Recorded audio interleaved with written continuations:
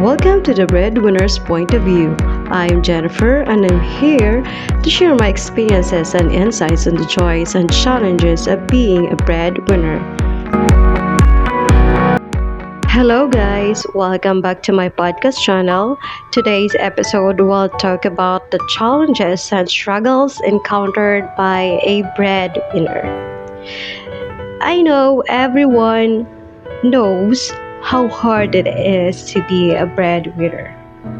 Part of acknowledging their effort and hard work is to acknowledge the hardship they go through. We must not only see the fruits of their labor, but also notice their tears and sweets so that somewhat we can value the life they can give us as much as how they persevere for us, so that we will not take advantage of them. Rather, give them all our respect, care, and love. When they are tired and get mad at us easily, let us give them the kindness and understanding that we can give. When they are quiet, we may feel that they are needing someone to lift them up. They just to know how to express their emotions. May we become sensitive enough to feel that they are not okay. Okay, so let us start discussing the three common challenges encountered by a breadwinner.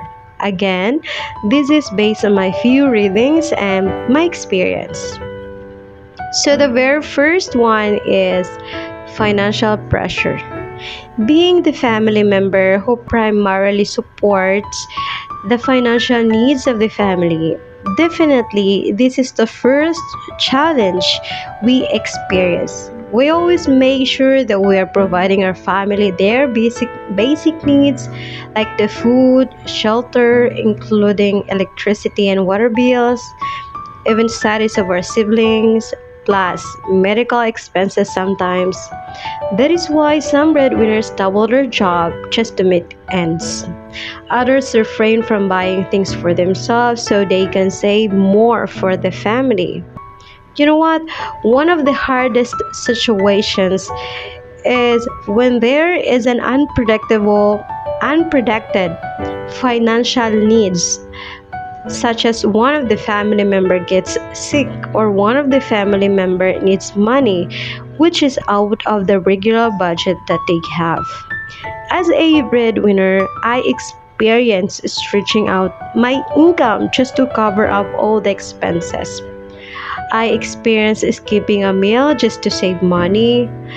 I walk from work to our house no matter how tired my body is. I remember also, in order to save money, I would always bring a lunch or baon at work, and my viand was always a hot dog. And amidst that crisis, I forced myself to become unbothered to whatever comments my colleagues are going to say whenever they see my baon, because they would always say like, hotdog na naman, or sandwich lang lunch mo. I would answer them na diet kasi ako eh. Even I'm not really on a diet. I had to make excuses para hindi malaman ng iba na nagtitipid ako.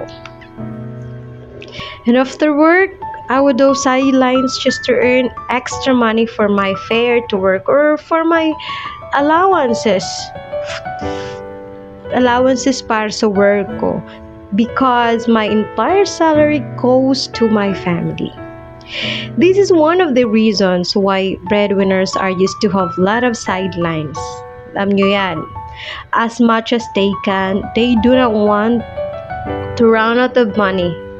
But to tell you honestly, this causes a lot of pressures. It causes anxiety, thinking what should I do next to make money. And you know what, guys, it is very hard. Minsan sasakit ang ulo mo kakaisip, minsan lutang ka, minsan sa jeep nakatunganga ka, 'di ba? Financial pressure to breadwinners isn't easy. If you're not strong enough to take this pressure, talagang bibigay ka. According to Mitchell Johansson, in an article she wrote, breadwinners often feel isolated as their role can prevent from sharing vulnerabilities or expressing difficulties. Alam nyo, this is true because when you are someone used to be seen as strong and independent, it is sometimes hard to show to all the people around you that you are sad or you have worries. So you choose to keep it to yourself. I'm not quite sure if it's the ego or the other people's comment that caused it or hinder you from sharing your feelings to others, but either way is a factor to isolation. There are others naman na they personally choose not to show their emotions because they are their family's strength. Seeing them weak makes the family weaker. Meanwhile, there are others who do not know how to express emotions talaga because they have been strong for so long and they have already developed their own mechanism, coping mechanism, which is to go isolated. Guys, this is not easy ha. Kasi lahat napapagod. And if di tayo marunong mag-share ng emotions, mabigat yan sa puso. And it corrupts your happiness, sometimes your energy. Hindi ako pwedeng maging mahina because I am my family's strength. And seeing me weak makes them weaker. So it is very hard, especially during these times na kailangan ko na mapagsusumbungan.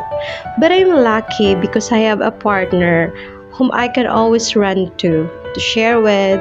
Alam nyo, I do not need someone to give me an advice. I just need someone to hear me or to listen. Because sometimes, amidst all this heaviness that we feel, we do not need an advice. We just need an ear to listen to us. Diba? Third, health implications of financial stress. Here's the truth. When you work so hard to earn more income, you tend to forget to rest. We sometimes take advantage of our health. As a result, at the end of the day, we feel so drained and tired. Also, to highlight, financial stress, which pushes every breadwinner to work harder, can result to different health issues like hypertension, sleep disorder, fatigue, and other stress-related illnesses. When you are doubling your source of income, you work day and night. You only sleep for 2 to 3 hours. Sometimes, no sleep at all. Papasok ka sa work, minsan masakit ang ulo mo or pagod ka na. But the very sad reality to every breadwinner is bawal ka magkasakit.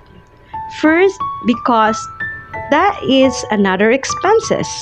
Second, your family needs you. So, breadwinners do not have any choice but to keep themselves healthy. Pero how? 'Di ba? Paano? Paano ka magiging healthy kung kailangan mo mag-double ng job? Paano ka magiging healthy kung minsan wala ka ng pahinga and wala ka ng time magpahinga? Because the responsibility that you have, that you carry on your shoulder, asks you to double job, diba? These challenges we have mentioned today are just few of the challenges our breadwinners go through. May we learn to value their sacrifices. We also must not forget to let them know that we are grateful of them. Alam nyo guys, I agreed with Vice Ganda in her movie And the Breadwinner is when she said that hindi naman kailangan na isa lang ang breadwinner sa family. Bakit hindi tayong lahat maging breadwinners sa family? Para mas magaan ang responsibilidad, para walang nahihirapan, walang nagtatampo, walang samaan ng loob, di ba? I believe that that is very possible with enough communication within the family. No one has to carry it all alone, right?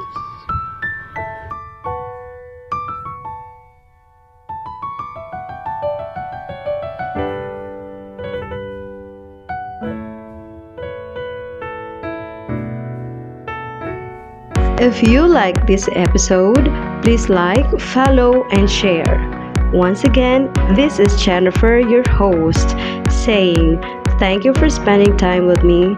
Thank you for listening.